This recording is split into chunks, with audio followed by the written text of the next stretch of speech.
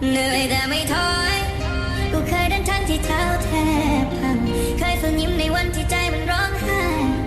แต่กูยังอยู่ตรงนี้เพราะกูรู้ว่าเหนื่อยได้แต่ห้ามถอยมีคืนที่กูนั่งเงียบแนบแล้วถามตัวเองว่ามันคุ้มไหมกับสิ่งที่สู้